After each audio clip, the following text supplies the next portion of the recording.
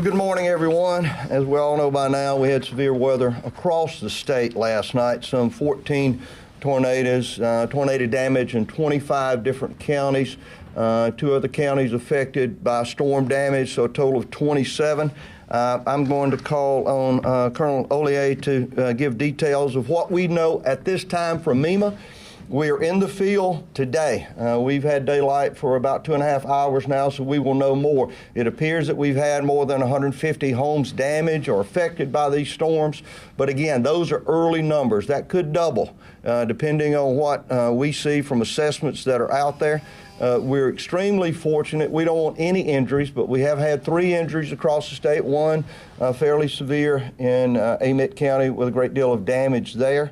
I will call on Secretary Hosemann shortly, as we have been talking throughout the morning, as I have been in contact with Governor-elect Reeves throughout the day. And so we are coordinating all our efforts with local officials, working again with the National Guard. Colonel Smith is here this morning. Lieutenant Matheny, Mississippi Wildlife, Fisheries and Parks is also here. The Department of Public Safety is active this morning and on the road. One of the things that we are trying to do with all our effort now is to make sure that we have no further injuries.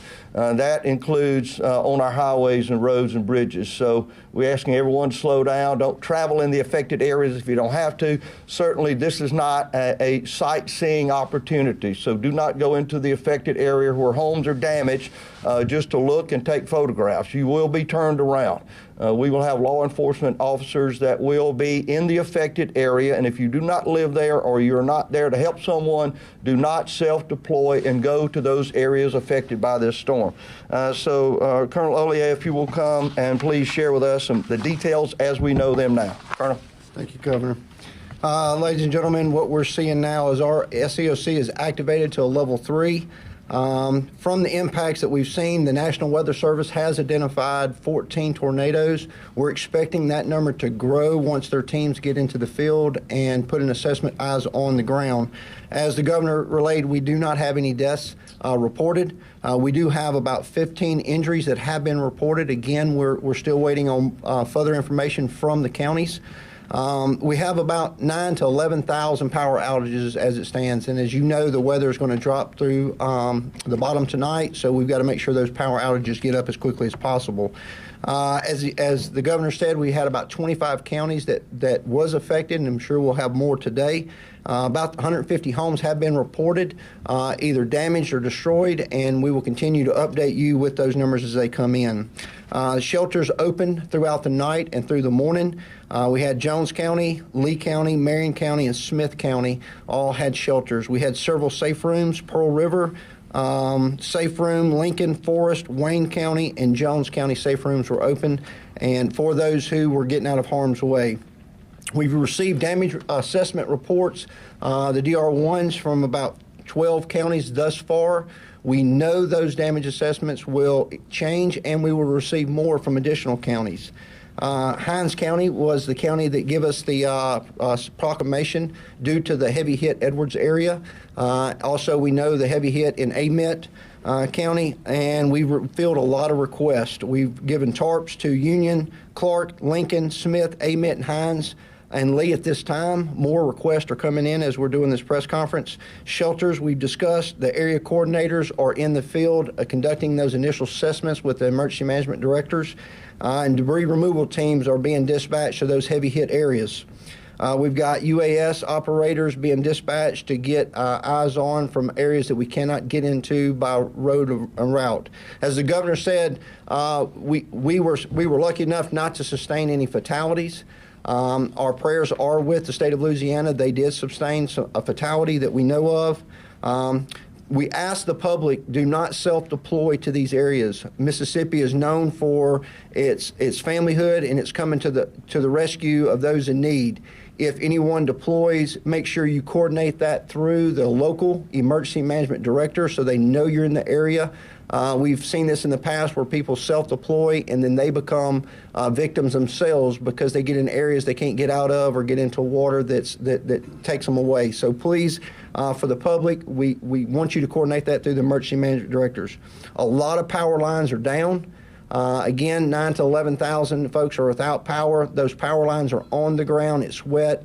Please stay clear. Take heed to all advisements from your local law enforcement and your first responders. With that, Governor, I turn it back over to you, sir. Thank you, Colonel.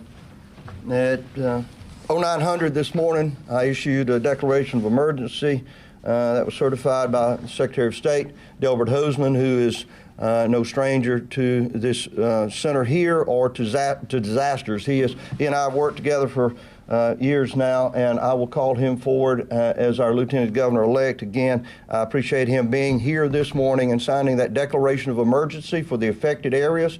It will help us deploy the resources that we need from a state level. It will also, if necessary, support a declaration of emergency from the President of the United States. We have 4 now that have been issued. We do not believe this would rise to a presidential declaration, but we will seek out all relief that we can. And Secretary Hosemann has been a strong supporter of MEMA and our local area coordinators. And Mr. Lieutenant Governor-elect, I welcome you here. Thank you, Governor. Thank you. Only just real quick, we were pleased to go ahead and sign this today, sign a proclamation that the governor has put forth. Mississippi has over $40 million in federal aid right now.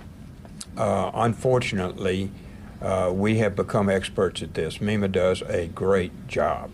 And I have been pleased to be out here many, many times and go to the affected areas and watch the work that they do. Our transition Governor-elect Tate Reeves will be manning this podium in the future. We're going to miss Governor Bryant, who's done such a great job.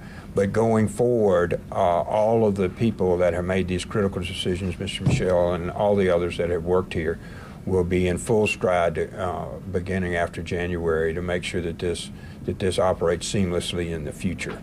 And I think that is a key component of Mississippi's orderly transition from one person who's been so supportive. Governor Bryant's been so supportive of this. He doesn't miss anything. One time I asked where he was during a hurricane when we were all in the bunker up here, and Governor Bryant was on the coast in the middle of the hurricane. So whatever, he doesn't miss very much at all, and we're going to miss his services here. But we will not drop the ball. From here forward, you will see Mississippi continue to provide the services that we do through MEMA, through the National Guard, and our other state agencies. So everybody give a little prayer here at Christmas. Some of our prayers were answered last evening. This could have been much worse on a personal level than it is. But we will start the rebuilding process as we always do in Mississippi. Thank you, sir. 2 quick bits of advice to those that are out wanting to help. Make sure that you do not, as we said earlier, self-deploy. Check with your local area emergency management director, the sheriff's department, police department, anyone of an official response capability. Check with them before you self-deploy or go into these areas. Second, we know from the National Weather Service that cold weather is behind this system. Extremely cold weather will be entering the state. So if you have shut-ins, if you have people that you know are at their homes that may be losing power, we are desperately now seeking those individuals so that we might be able to respond to them, elderly living at home or someone in need of care. Cold weather will have a stronger effect on them, particularly if they've lost power. And so we need to identify those individuals if they are out there. They can certainly contact their local officials or reach out to MEMA here or anyone's official office. If you know of someone that needs that help, always make sure that you check with your pets that are outside. This cold weather is going to affect not only those of us that live, but those of us that care about the animals that we are responsible for. So be aware that cold weather is on the way. Ice may be on some of the bridges in the morning, so drive safely.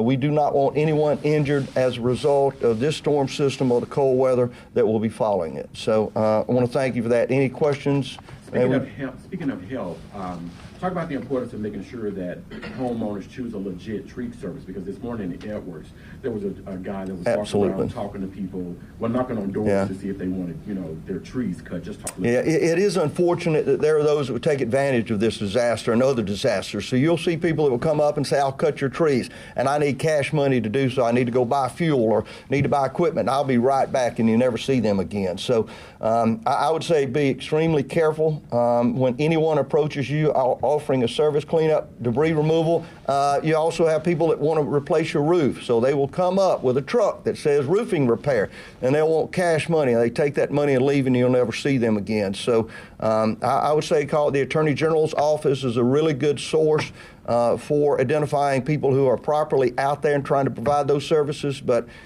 today is a time that people can be taken advantage of, and I would ask the general public to be very careful. I know the Attorney General's office will weigh in with our Public Protection Division and assist any way they can. Okay, and so a state of emergency was called for 4 areas affected? All of the affected area. All of the 25 counties that have been affected, there has been a declaration of emergency. I know Hinds County issued a declaration of emergency pre-storm yesterday, and I'm sure other counties and perhaps municipalities will be issuing them throughout the day as they assess the damage. And out of those 25 counties, is Amite and Edwards the hardest hit? More than likely, it's hard to say because we still have assessment teams in the field just now. But from what we see, it looks as if Edwards and the Liberty, Amite County area are the 2 most severely damaged. But we had a storm front that went about 60 miles from the southwest corner of the state through almost central of the state, some 60 to 80 miles. So there's a lot of damage still out there. But Edwards, Guntown had some severe damage up in Lee County, and that Amite County area are the hardest hit. And in Edwards, so there wasn't a tornado, it was just heavy winds in that area? I think it's difficult now to really identify that, and that's part of the issues that we're dealing with the National Weather Service, is to try to identify tornado damage or straight line winds. But damage is damage as we look into it. But 14 tornadoes, and there may be more. As the National Weather Service identifies a rotation in that area today, we'll be able to know exactly what caused that damage. And out of the injuries, anything about the extent of their injuries or the ages of those? I don't now. Colonel, you know any details on injuries? As far as the injury is concerned, we do not get age, but we do understand the severity. We do have one that we know was severe. We do not have the information at this time to conclude that to a final report. We did have a facility that had adults in it that were under care. They were all sent to the hospital, 7 of them. Those 7 have been treated, and they're good. But again, we're expecting more injury reports to be well defined throughout the day, as now the reports are now forthcoming. And that severe injury, where was that reported? Out of Amite. Okay, also as far as the shelters that are open, can you give us a list? Can you give me that list one more time? Yes, ma'am. Right now, the shelters that are open are in Jones County, Marion County, Lee County, and Smith County. Marion County was a independent facility, which was Vine Church, but they're still showing right now that they are possibly going to close because there's nobody there. But again, the county EMAs and the county municipalities know all they've got to do is send us a request, and we will get American Red Cross, the Red Cross, and the folks en route. So we're standing by, ma'am, and we're figuring we probably may have some more requests throughout the day. Due, as the governor said, the weather temperature drops, power stays off.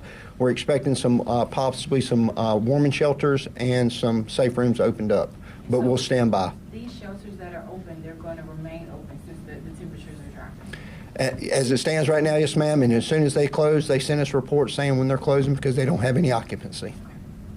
Lieutenant Governor-elect Goldston mentioned Mississippi being all too familiar with things like this happening. Just kind of talk about the fact that last night and yesterday, after the storms went through, you had local law enforcement that already knew what to do, knew how to deploy, their officers or their deputies to these areas to make sure that people were safe without electricity. Just kind of talk about them already being prepared for this. As the governor implied, Mississippi is no stranger to disasters. The state is very well versed on the pre-planning for events. We knew the system was coming. The county emergency management were notified as we get the notification.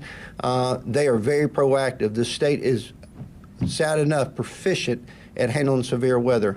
If you remember last year about this same time, December 27th is when that system came through, and it was deja vu for us. So our local law enforcement cannot be praised enough. They always put themselves in harm's way. Our first responders are never scared to go to the challenge. They're always prepared to do what they need to do, and we commend them, and we're behind them, and we back them with everything, with any unmet needs. We had many counties call in yesterday that were not in the affected area offering up their support, and that's the camaraderie the state of Mississippi is proud to have. I cannot tell you a solid number, but we had more than 20 counties call in and say, we're standing by for whatever you need. And that goes all the way from Memphis all the way down to the Gulf Coast, standing by to help. So very proficient. With Christmas being a week away, kind of talk about the efforts that are going to take place between now and the new year. I mean, I know a lot of people may have plans to travel and may not have expected this. So just kind of talk about what are the plans moving forward for the next couple of weeks. Well, from MEMA's perspective and the state's perspective, we'll work 24/7 until we've identified the needs and the events for each county and municipality. This system will take us probably 2-3 weeks to get through. So like last year, MEMA will be working round the clock to make sure we get that information up and collected. As the Secretary stated, we will look at those damage assessments to see if thresholds were met. As far as the holidays, we will make sure the county emergency management directors we're in direct contact with for any needs they need for sheltering, American Red Cross to come in and provide food, whatever, water, that the requests come in. But we're always standing by, a holiday or not, to facilitate that need.